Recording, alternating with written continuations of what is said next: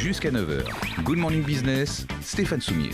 Et Philippe Lenchner est effondré, absolument effondré de ce que raconte Marc Absolument Fiorentino. effondré parce que il se rend pas compte qu'il développe la marque Asie en disant ça et qu'il fait de l'anti-marque France. C'est quelqu'un comme lui peut pas faire ça. On est au cœur du truc, Philippe. Ouais, alors je vais me permettre de, parce qu'on va pas non plus par rapport à nos auditeurs téléspectateurs, on se connaît bien et vous avez fait partie. Et je suis content de temps en temps de rendre hommage à l'ensemble de ceux qui depuis 7 ans m'ont appris comment marchait l'économie et m'ont appris comment marchait l'entreprise. Vous en avez fait partie, Philippe, dès le début, à travers notamment les experts, puisqu'au début c'était nous qui le faisions ensemble d'ailleurs, avant que Nicolas Dose ne reprenne avec succès cette émission formidable, émission de service public absolu, les experts, entre 9h et 10h, pour vraiment comprendre ce qui se passe. On est au cœur du truc.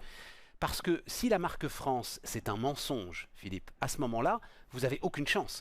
Dire que je vais prendre l'avion pour Roissy, à moins qu'il y ait une grève des taxis, ou à moins que les fonctionnaires ne bloquent l'une des avenues vers lesquelles je dois passer aujourd'hui, c'est la vérité de notre pays, Philippe. C'est pas affaire de l'anti-France. Mais pourquoi cette vérité-là serait-elle la marque France ? Est-ce qu'il n'y a pas quelque chose qui est bien plus large que ça? Écoutez, moi, la façon dont je prends cette mission qui m'est confiée... Donc c'est vous qui êtes en charge, c'est le ministère du redressement productif. Non, c'est 4 ministres. C'est 4 ministères, le commerce extérieur, l'artisanat, celui de Fleur Pellerin, donc les PME, et le digital, et celui d'Arnaud Montebourg, qui a initié le sujet donc, du redressement productif. L'idée est la suivante. Est-ce que le récit économique français existe? Est-ce que le récit économique français existe? Ça veut dire quoi? Ça veut dire que quand je vais aux États-Unis, du cireur de chaussures dans un mall de Miami au patron du Nasdaq, ils me disent tous que les États-Unis, qu'est-ce que c'est? C'est un pays dans lequel on peut devenir prospère, dans lequel tout le monde peut entreprendre grâce à un certain nombre de choses. L'étendue du territoire, un libéralisme économique, un libéralisme politique, une façon de faire, etc. etc. Et vous avez un consensus total autour de 4 ou 5 croyances qui définissent ce que sont les États-Unis. Land of Opportunity. Voilà. Et puis, je vous dirais que quand on a tous regardé l'extraordinaire cérémonie d'ouverture de la Grande-Bretagne des Jeux de Londres, on a tous dit, voilà, c'est un pays qui remet en cause le statu quo, c'est un pays où le non-conformisme est institutionnalisé, où on crée des tendances, ça combiné au savoir-faire de la City, c'est merveilleux. Je mets quiconque au défi... On a une histoire économique allemande aussi d'ailleurs. Avec le Made in Germany. Absolument. Je mets quiconque au défi de m'expliquer et de me dire quelles sont les 5 phrases de consensus qui définissent ce qu'est le savoir-faire français et le récit économique français. Et moi, je dis que la confiance est un agent économique fondamental et qu'aujourd'hui, la confiance manque, hélas, dans le débat économique français.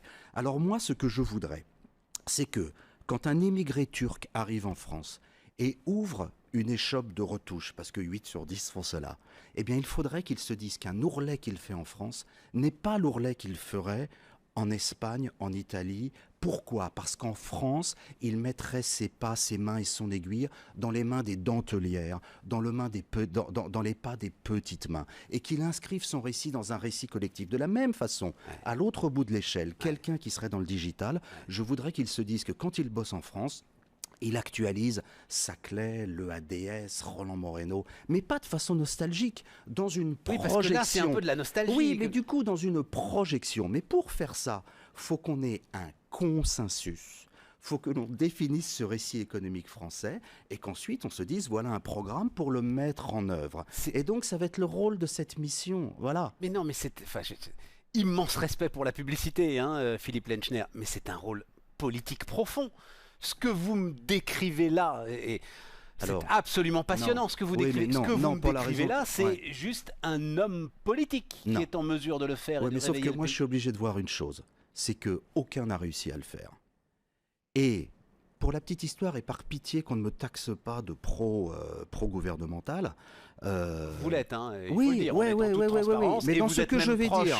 d'Arnaud Montebourg depuis de nombreuses années, Philippe Lenchner. Absolument, mais... ce gouvernement, lorsqu'il faut définir les conditions de la productivité, demande à Louis Gallois de travailler. Lorsqu'il faut définir les conditions d'une remise en cause culturelle, demande à Pierre Lescure de travailler. Lorsqu'il faut définir la marque France, me demande de travailler. On n'a pas demandé à un académique de le faire. On n'a pas demandé à un fonctionnaire de le faire. On n'a pas demandé à un politique de le faire. Parce qu'on a déjà demandé à des politiques de le faire. Philippe, ce gouvernement est l'illustration, peut-être la plus parfaite sur ces 20 dernières années, de ce que vous avez dit en démarrant votre propos et qui était absolument passionnant. Il est perdu. Nous sommes perdus. Nous ne savons plus où nous allons. Nous n'avons plus de ligne politique. Oui, nous n'avons plus de ligne économique, Philippe. Oui, mais Stéphane, c'est drôle que vous me disiez ça.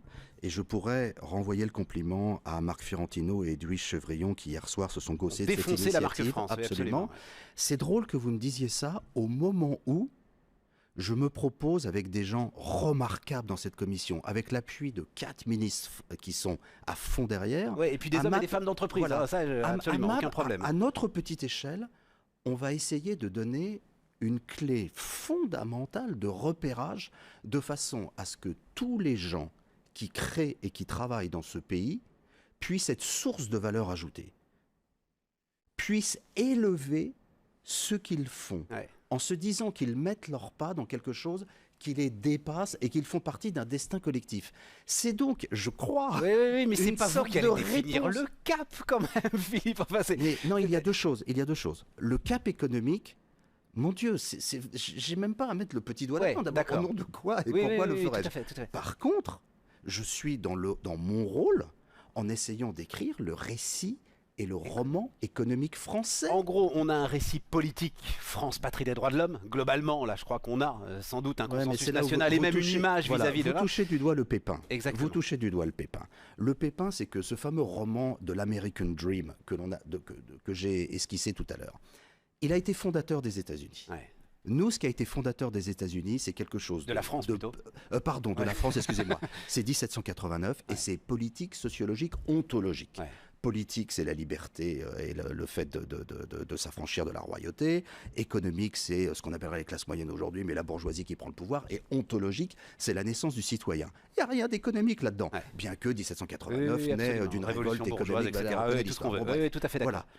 Et donc, il n'y a pas d'histoire de croissance là-dedans. Voilà. Et donc nous, il n'y a pas de mythe économique dans ce pays parce que l'économie a toujours été derrière et puis parce que on a la moitié de l'électronique embarquée sur Discovery sur Mars, mais par contre c'est les Coréens qui font Samsung et les Américains qui font Apple. Voilà. Donc je trouve que tout le monde devrait se réjouir de cette initiative. Et moi, je m'en réjouis. Voilà. Mon boulot, c'est de vous challenger, mais je m'en réjouis. Je le prends en cocktail, il n'y a pas de problème. Non, franchement, il faut le dire d'un mot aussi, la composition du comité est pas idiote du tout. C'est-à-dire prendre, alors même si c'est la patronne en France et elle est presque plus haut fonctionnaire que véritablement patronne économique, mais elle représente General Electric en France pour parler de la marque France, c'est intéressant. Et elle a promu Michel Gardel, le patron. Et elle a promu l'industrie française pendant des longues années. Voilà, Michel Gardel, le patron de Toyota Europe, pour parler de la marque France, c'est très intéressant. Parce qu'avec Michel, nous avons fait pendant des années, ensemble, c'est un vieux complice, nous avons fait le Made in France pour Toyota. On a fait la Yaris à Valenciennes, on a fait les séries limitées France. Donc la marque France, on l'a mise en œuvre il y a quelques années, ensemble. Robert Zarader est une finesse et une intelligence absolument exceptionnelle et Agnès B a créé des choses merveilleuses. C'est plus pour nous que pour l'international, cette histoire. Alors non, moi je crois que c'est le vieux principe psychanalytique, pour aimer les autres, il faut s'aimer soi-même. Donc je pense qu'avant d'exporter, il faut d'abord qu'on soit tous conscients d'une force sublime qui nous anime et qu'ensuite ça se verra à l'extérieur. On récolte dans 20 ans les graines que vous allez semer là. C'est pas grave. Non, c'est pas grave, mais voilà. Il est 8h32.